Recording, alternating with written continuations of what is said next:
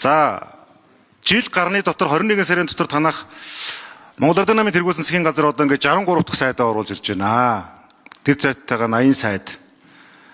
За тэгээд одоо 24 оноос хойш одоогийн гарч байгаа 19 сайдаас 12 нь ямар нэгэн байдлаар сайдын албан тушаал хасчихсан хүн байна. Учрал даргаас асуулт асууя. Та сая 19 цаг 47 минутанд үг хэлэхдээ тухайн ажил үргийг гүйцэтгүүлэхэд хоримтлуулсан туршлага мэдлэгийг тухайн салбарт одоо албан тушаал томилуулах үндэслэл гэж хэллээ. Бид нар тараасан цаасан дээр бол 4 үндэслэл байна. Засгийн газраас дэвшүүлсэн зорилтыг хэрэгжүүлэх чадвар, танхимаар ажиллах чадвар, удирдан зохион байгуулах чадвар, ажил хэрэг чанар гэдэг. Яагаад энэ дээр жишээлбэл ёс зүйн шалгуур тавихгүй байгаа юм бэ? Яагаад гэмт хэрэгт холбогдож байсан эсэх авилгатай тэмцэх газар янз бүрийн хууль шүүхээр асуудал нь явж байгаа гэсэн шалгуур тавихгүй байгаа юм бэ? Яагаад хувийн ашиг сонирхлын зөрчилд орж ирсэн эсэх нэр цэвэр байдлын шалгуур тавихгүй байгаа юм бэ?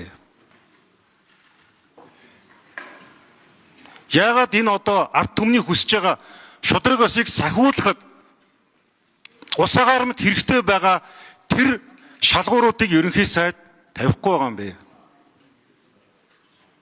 Энэ асуултыг нэгдүгээр хариулмаар байна. Хоёрдугаар асуулт. Та энэ одоо 19 сайдтай нэр дэвшүүлж орж ирж байгаа, бидэнд танилцуулж байгаа сайд нартаа хичнээн хувийн одоо итгэл үнэмшлээ сэтгэл хангалуун байгаа юм бэ? 19 сүүлэнд нь 100% сэтгэл хангалуун байгаа мó? Эсвэл танд ямар нэгэн улс төрийн шахаанд орсон, дарамтанд орсон хүнд нөхцөл байгаа мó? Түүх нэг л удаа явдаг штэ. Танд асар их хүмүүс итгэж найдаж учраас сүүлчийн найдвар боллоо гэж иргэд олон нийт хэлж байгаа энэ их хурлын танхимд зөндөө хүмүүс хэлсэн штэ. 72 цагийн өмнө 3 сарын 30-ны өдөр таныг томилогдоход манай Ардсан намаас гэхэд одоо олон хүмүүс Бэсэнгоогоос гэсүүдэд олон хүмүүс за та бол одоо сүүлчийн найдвар шүү, эрхэрэгч намаас бас нэг шинжлэх хийчих, энэ хулгай лөөврөө зогсоочих, хариуцлага тооцчих сүүлчийн найдвар байгаа шүү гэд бид нар таныг дэмжсэн. Оруулж ирж байгаа засгийн газар чинь ямар учиртай засгийн газар юм бэ? Тухайн салбартаа мэрэгсэн байх гэдэг шалгуур байгаа. Тэр салбарт ажиллах нь байтугай одоо хараад цочхоор хүмүүс орж ирж шүү дээ. Тэр салбарын хүмүүсийг доромжилж байгаа юм уу? Сайн менежер гэж болно л доо. Гэхдээ энэ улс төрийн 8 тохирооч нь ийм ил цагаан гарч иргэд олон нийтийн хүсэл бодлыг уландаа гიშгэж салбарынхны мэрэгжлийнхний тэр олон жилийн хичээл зүтгэл гаргаж ирсэн хүмүүсийн урмыг хуулах төвшөнд явж болж байгаа юм уу? Та бол манай 80-аад оноос гарсан 2 дахь ерхий сайд.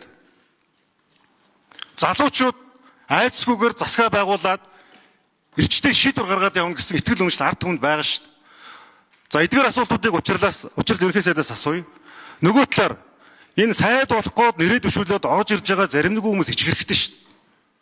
Эхлээд тодорхой асуудлуудаа шалгуулдаг газарт нь шалгаад нэр усаа цэвэрлээд гин буруугаа шүүхээр тогтоолгочод орж ирэх хэрэгтэй зарим хүмүүс. Нөгөө олон хулгайлын үр чинь тэгээд жүжиг байсан юм уу? Ард түмнийг талцуулах хэрүүлийн алин байсан юм уу? Юу байсан тэгээ энэ чинь?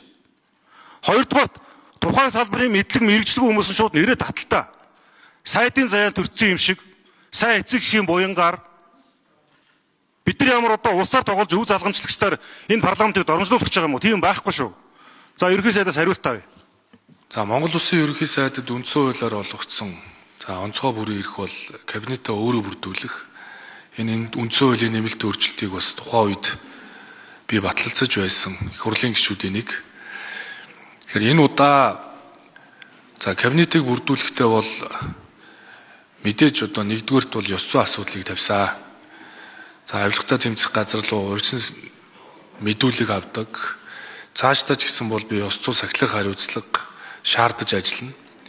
Ерөнхий сайдад бас үндсэн хуулиар олгосон нэг бүрэн эрх бол сайд нараа хэнийч хамааралгүйгээр цаг хугацаа алдахгүйгээр шууд чөлөөлөх бололцоо бол хуулиараа олгогдсон. Тийм учраас цаашид бол хэрвээ одоо ажилдаа хариуцлагагүй хандсан, ёс зүйн зөрчил гаргасан, кабинетийн зарчим алдсан, хурдтай шуурган ажиллаж чадаагүй сайд нарыг бол тухай бүрдэн чөлөөлөөд арга хэмжээнүүдийг аваад явнаа гэдгийг бас Эрдэнэ улс гишүүндээ хэлье. Тэгээ нэг зүйл би улсын их хурлын гишүүд хэлж байгаа ярьж байгаа үгийг одоо сайд нар бол сайн сонсох ёстой.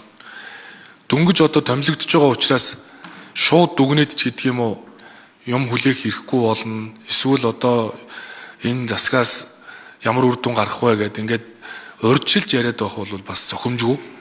Тэгэхээр бид бол илүү үр дүнгээр харуулах нь зөвөө гэж үзэж байгаа. Тэгэхээр ажлын үр дүнгээрээ дүгнэ, хяналтаа тавь, тэр ирэх бол улсын хурлд байгаа. Тэгэхээр би их олон лоодсон ярьж хүмүүсийг залхахыг бас хүсэхгүй байна. Ажлаараа харуулна. Миний бодлого тодорхой. Энэ засгийн газар бол эрх чөлөөний төлөөх одоо засгийн газар байна. Бидний хүсдэг нийгэм, бидний үеийнхний хүсдэг нийгэм, хүнд суртал, дүрм, журам, гогтойгоо саад дотгоор учруулад байгаа асуудлуудыг чөлөөлөх энэ эрх чөлөөний дөрвөн зам дөрвөн чөлөөлт гэсэн бодлогоо хэрэгжүүлнэ. Тийм ч учраас би салбарын сайд нарыг сонгохдоо төрийн ажлыг хашиж исэн байдал, дээрэс нь хурдтай шуурхай байдал, дээрэс нь ажилдаа очиж шинээр суралцаад байх биш аймаг орон нутгийг удирдах байсан, дүүрэг удирдах байсан, анхан шатанд ажиллаж байсан, олон нийтийн байгууллагыг удирдах байсан гэдээ олон одоо шаардлагыг бол тавьсан. Тэгэхээр салбарын сайд бол өөрөө менежер байх ёстой. Салбарын сайд бол бусдаар ажлыг хариуцлагатай хийлгэж чаддаг менежер байх ёстой. Тийм ч учраас салбарын менежерүүд бол ажилдаа хурдтай шуурхай цаг алдахгүй ороод үр дүнгээрээ бол та бүхэндээ би хяналтаа тавиулна. Тэгэхээр мэдээж өнөөдөр шууд дүгнэх бол их хэцүү байна. Тэгэхээр анхан шатанд ард түмний амьдралыг ойлгодог, ажиллаж исэн туршлагатай одоо кабинет бүрдүүлэхийг хичээлээ. Та чөлөөлөх гэдээ яриад байгаа. Дөрвөн чөлөөлөлт, эрх чөлөөний дөрвөн зам гэдэг. Гэтэ яг энэ танхимчин бүрдэж байгаа орж ирж байгаа хүмүүс чинь чөдөрлөхөр хүмүүс орж ирсэн байна. Чөлөөлт биш чөдөрлөлт болж байна. Богчоо, ногт, өрөөл. Нэг ингээд залтсан бурхан шиг хитэн нөхдүүд ингээд яаж иж байгаад ороод ирдэг. Уг нь бол Монгол Ардын намд эрх баригч нам зөндөө олон боловсралтай, чадaltaй, итгэл үнэмштэй залуучууд байна. Харж байхад бас ингээд сууж байна. Тэгээ тэдний урдуур нь одоо нэг ингээд боломж өхнийг дээрэмддэг, барилхаад дэрлэхээ сурчсан хідэн гарууд орж ирж байна. Тийм учраас ерөнхий сайд цаашдаа энэ сайд нартаа өндөр шаардлага тавьдаг байх ёстой. Бид нар одоо тодорхой төсөв олон асуудал гарч ирэхээр сайд нар нь ирдэггүй.